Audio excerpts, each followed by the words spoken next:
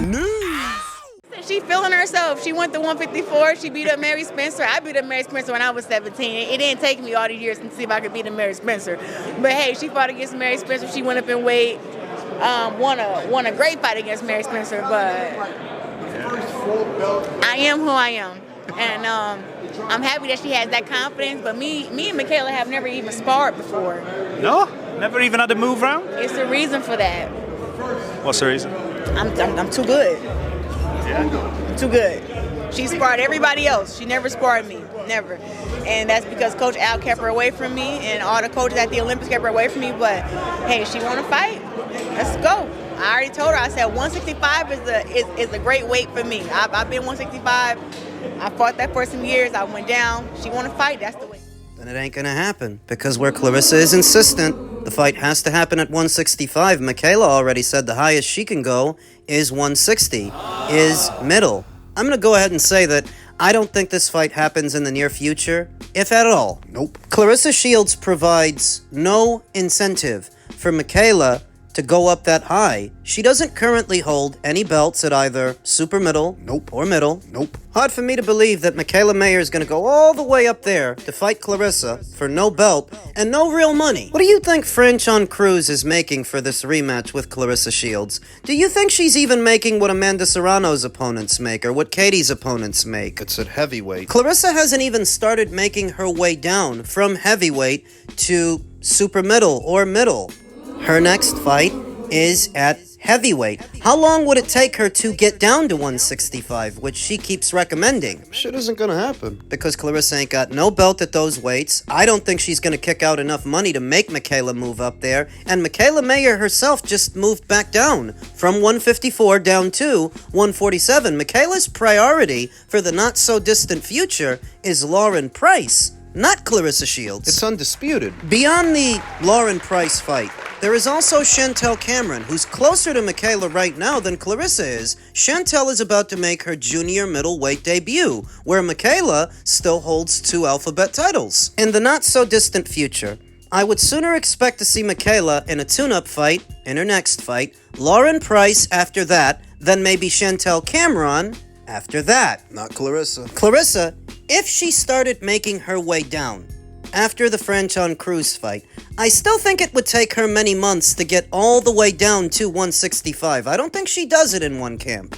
Clarissa might cap off this year with about 2 ring appearances. None against Michaela, which would put a fight against her next year at the earliest, if it even happens, because I'm not convinced that it's going to. And how ridiculous does she sound saying that Coach Al kept Michaela away from her because they never sparred? Those 2 girls were at different weights in the amateurs, and they've been at different weights in the pros. For what reason would Coach Al have Michaela spar Clarissa, somebody that much bigger than she is? Doesn't make sense. In that situation, it's not even that Coach Al is keeping his fighter away from you, it's that there's no reason for his fighter to bump into you. You don't see male heavyweights talking about how they haven't sparred middles or junior middles, welters. It's no different for the women. Sounds stupid. Even if Clarissa Shields debuted as a professional at 168, Michaela Mayer, her early years were spent at 130, so there's absolutely no reason for you to have bumped into that fighter in a sparring session. She talks like she doesn't have a noticeable size advantage over Michaela and some other fighters. It matters that you're a lot bigger than they are. How stupid would Usyk look calling out Rolly Romero, Virgil Ortiz, Xander Zayas? Ridiculous, right? But that's tantamount to what Clarissa's doing, and I know that the women fluctuate in weight a lot more than the men do. But we're not talking about just a few pounds. We're talking about roughly 5 or 6 weight classes. Welter, junior middle, middle, super middle, light heavy, cruiser, heavy. Shit ain't gonna happen. Because there's too much weight between them. Clarissa doesn't provide a financial incentive for Michaela to move up. I don't think she can kick out the kind of money that would get her to do it. She doesn't have a belt at any of those weights. 165, 160. Shit ain't gonna happen. With Zuffa Boxing now emerging, Dana White and his investment in it, I'm curious, I've talked to a lot of UFC fighters, a lot of boxers. The UFC fighters feel that maybe there's a disruption in the pay model, right? The UFC pay model coming over to Zuffa and using that in boxing. Do you feel it's going to cause somewhat of an issue on the UFC side of things where these champions are seeing, hey, the 1% of boxers are getting paid hundreds of millions of dollars. What are we getting paid? Yeah, I think so. Look, if you look at Zuffa and some of the structure and their interest in it, it looks like they're looking at a structure similar to the UFC.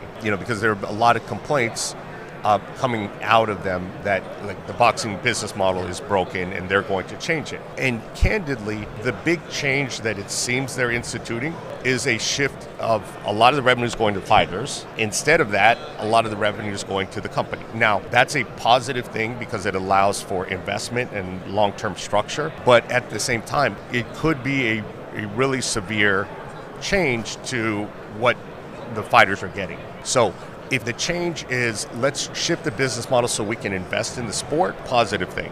If it's a shift in the business model so the corporate owners can get more revenues and take more money out of the sport, then that's obviously a bad thing.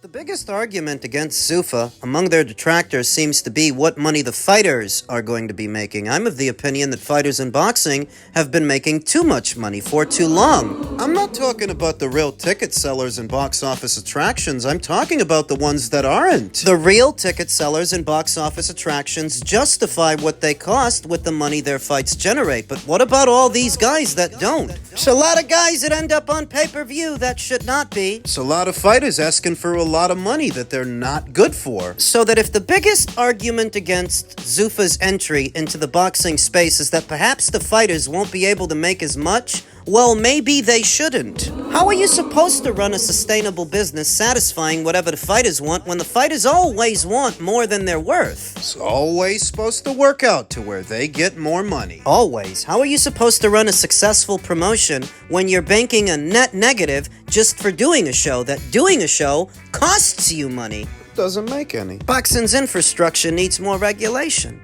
Needs change. Maybe Zuffa Boxing represents that change, that it's about time the fighters stop getting so much for what are diminishing returns. Isn't it ironic that somebody sits down with Stefan Espinoza, of all people, to talk about the changes to the Ali Act in Zuffa Boxing at a time where he's being sued for helping Al Heyman steal all of Floyd Mayweather's money? But Zuffa Boxing and Dana White are supposed to be the bad guys. Share that open letter with the boxing community regarding the Muhammad Ali Act. For all the fans watching, why is this issue so important right now? Well, there's a lot of confusion, very unfortunate concern around the boxing community, unnecessary attacks, unnecessary noise that has been created. Boxing is a great sport, and in reality, there is no one that can claim to own the sport. No organization, no league, no boxer, no champion, no one person. Boxing is a great sport. It's a worldwide sport, and it belongs to the boxers and to the fans. Leave it to Mauricio Suleiman to answer a question that no one asked while avoiding one that they did, because the question wasn't, does anybody rule boxing or does anybody own it? That wasn't the question. The question was, what's a big deal with the changes to the Ali Act? So bad about him. You'll notice he spends plenty of time harping about it without addressing the changes specifically. What specifically bothers him about the Ali Act? The formation of UBOs. So bad about that. What, the formation of a league? People can either watch it or not watch it. The fighters can either fight in a league or not fight in a league. No one's removing choice. They have a choice. So bad about that. So bad about a higher national average for what a fighter makes per round. What's supposed to be the downside of that? What's supposed to be the bad part? I know what's supposed to be the bad part. Based on a recent report, the Muhammad Ali Revival Act, the amendments that are being made would limit a sanctioning body to just having one title in circulation instead of the 3, 4, and 5 the WBC likes to have. The World, the Franchise, the Interim, the Silver, the Diamond. The fuck? That specifically is what he doesn't like. He doesn't like that Dana White has friends in high places that may see this bill passed. He doesn't like that Dana is offering an alternative to the existing boxing model, and he really doesn't like that very soon he may not be able to mass produce different trinkets, different belts as much as he used to. Why he doesn't like it? Cuts into his money. No, he's not going to say that because he wants the World Boxing Council as an organization to appear as a non-profit. Obviously not going to openly complain about how these changes cut into his profits, but that's what it is. The only ones that really stand against these changes are misguided idiots who didn't bother to read what the changes are, and those in the industry that profiteer from its chaos, its unregulation. It's corruption. They recently announced what weight classes Zuffa will have fighters in. They're gonna have fighters at heavyweight, fighters at cruiser, light heavy, middle, welter, lightweight, featherweight, and bantamweight. 8 weight classes. And that is what they originally reported. That Zuffa Boxing would leave out the juniors like super bantam, super feather, super light, super welter, super middle. They won't have any dealings in the lower divisions like atom and minimum, fly, light fly. I see the biggest areas of opportunity in divisions where perhaps there isn't that much going on, like, say, the cruiserweight division. How so? The cruiserweight division isn't a division that generally gets a whole lot of attention, so it would be easy for someone who's interested with a lot of money to invest in it and perhaps corner that market. Cruiserweight is an area of interest. Middleweight. I don't think it would be very difficult for Dana to sign a boatload of cruiserweights because generally those fighters don't get that much airtime. They don't make that much money. So bringing them on board will be relatively easy at middle. Middleweight has been dead as a doorknob for years. So just imagine if Dana White signs former champion Bakram Murtazaliev and moves him up to middle. Just imagine that he picks up Yanni Bekalim Kanulai along the way. If he gets stripped of his 2 alphabet titles, and he still might.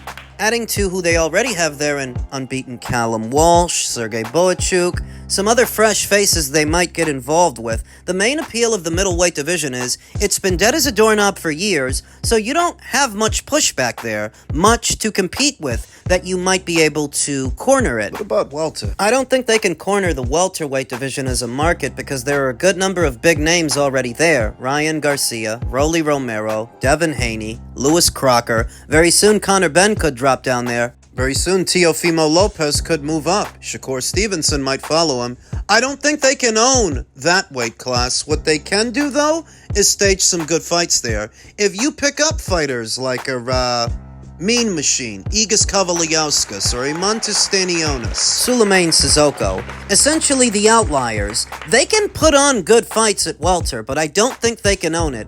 I think that applies to some of the other weight classes as well. But Zuffa Boxing's infrastructure is taking shape. We're finding out more about them, and the more that the people in the industry harp about them, the more of a threat. The more they complain about Zuffa and what they're doing, the more of a threat Zuffa must be, because if they weren't, you wouldn't give them a second thought. You'd have nothing to worry about, nothing to harp about. Zuffa! Punk bitch. In men's welterweight and junior middleweight news, Bill Haney views WBA and WBO junior middleweight champion Xander Zayas as quote-unquote food should his son Devin move up to 154. Now, it being that Devin just arrived at 147, I don't think we're on the eve of such a move or such a fight. By the time Devin is ready to move up to 154, Xander may have moved up to 160. So why is Bill Haney harping about Xander Zayas? Maybe it's because Xander's buzzing right now. Maybe it's because Xander is ticking off on a lot of boxes and doing all the right things, not just in the ring, but outside of it. Friends in high places, being featured in Bad Bunny's halftime show. You're saying that Devin is clout chasing Xander? Well, he's not about to move up to 154. That's just the truth. And Bill is not talking about a fight that's about to happen. So what is he doing if not clout chasing? They're running a scarcity of opponents. A lot of the guys that they were looking at upon moving up to 147 are busy or don't give a damn about them. Like Rolly. Rolly blew off the idea that he should fight Devin. Ryan is busy with Mario Barrios. Lewis Crocker is busy with Liam Botto. It looks a lot like the welterweight division is freezing Devin Haney out. Not necessarily because of how dangerous he is. No? Not really. I mean, the most you're gonna do is lose a decision to Devin. He's not gonna beat you up all that bad. What it really is the Haneys are more trouble than they're worth. They don't bring but so much value to a fight, but so many paying customers, but they're gonna ask for the moon and the stars. They're gonna ask for a lot of money. I noticed to a lot of the guys in the welterweight division, they're more trouble than they're worth, and they'd rather do something else with someone else. So the Haneys are reduced to looking north of welter to junior middle to harp about Xander Zayas. Xander's got bigger fish to fry. He's trying to add a third alphabet title to his collection. What I do know is that they already made a call to Matchroom and Team Josh Kelly, because that's who I want to face next. That's what I told them that I wanted to do. I wanted to collect a third belt. So I know they did that. We're waiting on response from Josh Kelly's team, and hopefully we can make something happen for the summer. So where the Haneys are seemingly setting their sights on Xander Zayas, Zayas is looking to unify a third alphabet title. He's still with Top Rank. He's happy with the job they're doing, and they are doing a good job. I mean, they got him the WBO, then they got him the WBA. All before Virgil and Boots have fought for one alphabet title at junior middle, both of which are older than Xander. Top Rank's doing a good job. The future of Top Rank has been a discussion for some time now, ever since the ESPN deal ended. Where will they land? I have it on good authority, very good authority, that talks have resumed between Top Rank and ESPN for a new deal, a restructured deal, non-committal from ESPN. They wouldn't be on the hook for 6 or 7 years like they were before. They would want more wiggle room to work with other promoters. And I think that element of the deal would work both ways, that ESPN wouldn't be exclusive to Top Rank and Top Rank wouldn't be exclusive to them. 12 shows. It's just a rumor, and it should be treated as such, but it's just what I was told, that earlier this week, talks have resumed between Top Rank and ESPN to work something out, which I consider good news. Xander could be returning to that platform. Another aspect of the rumor that I was told was, if this deal doesn't work out between Top Rank and ESPN, Top Rank could potentially end up on the DAZN platform by April. That's not a bad scenario either. They may land on their feet after all, we'll see. But so far so good when it comes to Xander and the job they're doing. He seems happy over there, and who could blame him? They've gotten him 2 alphabet titles in 2 fights, and he's younger than most of the guys at 154 right now. He's younger than Devin Haney, who's looking at him. I'll be honest, I don't know that Devin and Xander ever fight, because Devin just got to 147. Xander in a few fights could be leaving 154. Fight between them is a little hard to envision, because Devin Haney, he's an outside cutie pie, but with Xander, he'd be facing a taller, longer fighter than himself, to where staying on the outside might be difficult, because Xander has more ring coverage than Devin Haney has. I might lean towards Xander to win that fight, even though he's younger and less experienced. He is talented, and he is bigger. Big